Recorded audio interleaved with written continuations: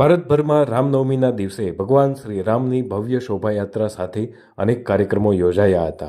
તેવી જ રીતે ડીસા શહેરમાં પણ વિશ્વ હિન્દુ પરિષદ પ્રેરિત શ્રી રામ સેવા સમિતિ દ્વારા અને વિવિધ હિન્દુ સંગઠનો દ્વારા ભગવાન શ્રી રામ જન્મોત્સવની ભવ્ય ઉજવણી કરવામાં આવી હતી, જેમાં શહેરના મુખ્ય માર્ગો પર ભવ્ય શોભાયાત્રા કાઢવામાં આવી હતી।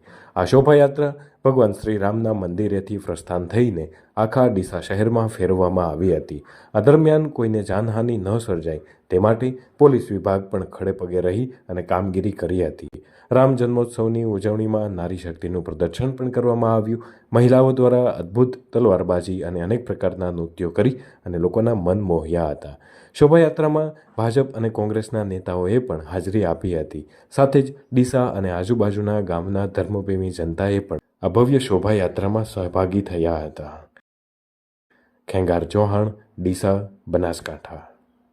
રામનવમી નિમિત્તે ભારતભરમાં ભગવાન શ્રી રામની શોભાયાત્રા નીકળતી હોય છે। એવી જ રીતે ડીસામાં પણ ભવ્યથી ભવ્ય ભગવાન શ્રી રામની શોભાયાત્રા નીકળી હતી। તે શોભાયાત્રામાં સેંકડોની સંખ્યામાં લોકો જોડાયા હતા।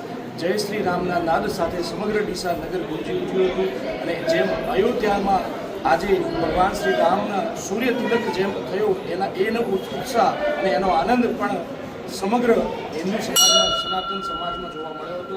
જય શ્રી રામ।